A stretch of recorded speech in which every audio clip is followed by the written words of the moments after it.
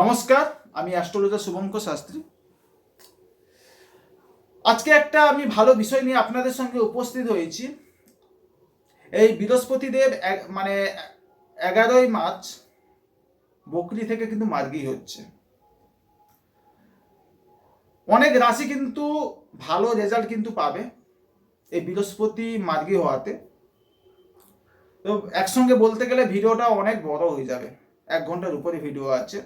তো আমি প্রত্যেক দিন আমি চেষ্টা করবো এক একটা রাশিকে নিয়ে বলার জন্য। তো আজকে যে রাশিটা নিয়ে আমি আপনাদের সঙ্গে তুলে ধরবো, কন্যা রাশি কিংবা লগ্নের জাতক জাতিকাদের জন্য।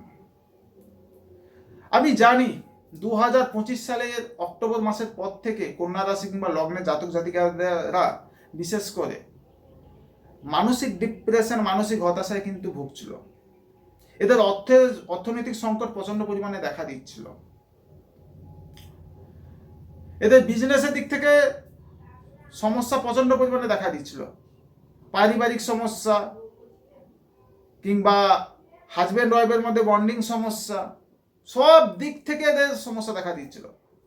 যে কোনো কাজ হতে যাচ্ছে, কিছু বাধা হয়ে কাজটা বন্ধ হয়ে যাচ্ছে। সেটা জবের জায়গায় হতে পারে, সেটা বিজনেসের জায়গায় হতে পারে, সব দিক থেকে সমস্যা দেখা দিচ্ছিল। কিন্তু বৃহস্পতি 11ই মার্চ মার্গী হওয়াতে অবশ্যই কিন্তু ভালো রেজাল্ট কিন্তু দেবে। কন্যা রাশি কিংবা লগ্নের ক্ষেত্রে বৃহস্পতি হচ্ছে চতুর্থপতি, সপ্তমপতি। চতুর্থ ভাব হচ্ছে সুখের ভাব, চতুর্থ ভাব হচ্ছে এডুকেশনের ভাব, চতুর্থ ভাব হচ্ছে ঘরবাড়ির ভাব, চতুর্থ ভাব হচ্ছে মায়ের ভাব। তো যে সকল কন্যা রাশির মায়ের শারীরিক সমস্যায় ভুগছিলেন, যে সকল কন্যা রাশি জাতক জাতিকাদের মারা শারীরিক সমস্যায় ভুগছিলেন, আপনাদের মায়ের হেলথের জায়গা ভালো হবে। যারা ঘর বাড়ি নিয়ে চিন্তিত ছিলেন, ঘর বাড়ি বানাতে যাচ্ছিলেন, কিছু বাধার সম্মুখীন হচ্ছিলেন, আপনাদের ঘর বাড়ি কমপ্লিট হওয়ার সম্ভাবনা। আপনারা অবশ্যই চেষ্টা করুন, ঘর বাড়ি হয়ে যাবে। আপনারা পড়াশোনা নিয়ে কিছু চিন্তিত ছিলেন, মানে এডুকেশনের দিক থেকে বলছি, স্টুডেন্টদের ক্ষেত্রে পড়াশোনার জায়গায় অলস, লেজিনেস বা কিছু বাধার সম্মুখীন হচ্ছিলেন, পড়াশোনার জায়গায় যথেষ্ট পরিমাণে ভালো হবে। সপ্তম ভাব হচ্ছে পার্টনারের ভাব, সপ্তম ভাব হচ্ছে বিজনেসের ভাব। বিজনেস নিয়ে কিছু আপনাদের সমস্যা দেখা দিচ্ছিল, সে বিজনেসের জায়গায় ঠিক হবে। সবার থেকে বড় কথাটা হচ্ছে কি, চতুর্থপতি সপ্তমপতি দশমে প্লেসমেন্ট মিথুন রাশিতে। তো দশম ভাব হচ্ছে কর্মের ভাব, দশম ভাব হচ্ছে মান, যশ, খ্যাতি, মান সম্মানের ভাব, কিন্তু দশম ভাব। তো কর্মভাবের মধ্যে নৈসর্গিক শুভগ্রহ হচ্ছে বৃহস্পতি। তো বৃহস্পতির মতো গ্রহ যদি দশম ভাবের মধ্যে থাকে, তাহলে আপনারা ভাবতে পারছেন, বৃহস্পতি মতো যদি গ্রহ দশম ভাবের মধ্যে থাকে, তো বৃহস্পতি কিন্তু যথেষ্ট পরিমাণে ভালো রেজাল্ট কিন্তু দেবে। কিন্তু দিতে পারছিল না কেন? তখনও তো বৃহস্পতি ছিল দশম ভাবের মধ্যে, তখন বৃহস্পতি রেট্রোগেট ছিল, মানে বকরি ছিল। তো বৃহস্পতি মার্গী হওয়াতে যথেষ্ট পরিমাণে শুভ দেখা দিবে। কর্মের জায়গায় দেখবেন ধীরে ধীরে ডেভেলপমেন্ট হবে, বিজনেসের জায়গায় দেখবেন ধীরে ধীরে ডেভেলপমেন্ট হবে। এবারে বৃহস্পতি দশম ভাবের মধ্যে থেকে পঞ্চম দৃষ্টি ফেলছে কোথায়? রাশির দ্বিতীয় ভাবের মধ্যে। এই দ্বিতীয় ভাব থেকে আমরা অর্থ সেভিংসের জায়গায় বিচার করি, পরিবার বিচার করি।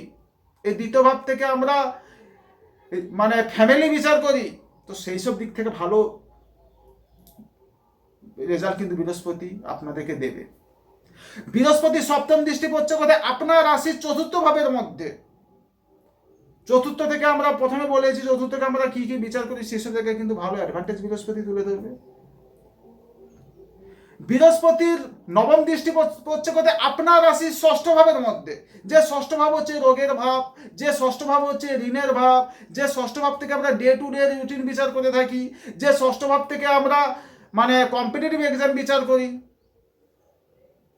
বৃহস্পতি কিন্তু সেখান থেকে আপনাকে বাঁচিয়ে আনবে। মানে আপনি যদি লোন করেন, লোনটা আপনি পরিশোধ করতে পারবেন, শোধ করতে পারবেন লোনটা। আপনি যদি রোগের মধ্যে পড়ে গেছেন, কোনো ভালো ডাক্তার পাচ্ছেন না, বা রোগটা আপনাকে ছেড়ে যাচ্ছে না, দেখুন তো বৃহস্পতি আপনার সেখানে দৃষ্টি দেওয়ার জন্য বৃহস্পতি আপনাকে সেখান থেকে রোগ থেকেও কিন্তু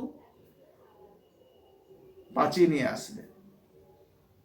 তো আমি বলতে চাইছি, কন্যা রাশি কিংবা লগ্নে জাতক জাতিকারা, আমি জানি আমাদের কাছে তো অনেক ক্লায়েন্ট আসে, আপনি অনেক কষ্ট পেয়েছেন, আপনি অনেক নিজেকে নিজে, সবার থেকে বড় জিনিস আপনারা নিজেকে নিজে যে এই যে মানে কি বলবো, এতদিন ধরে রাখতে পেরেছেন আপনাদের ধৈর্যের দ্বারা,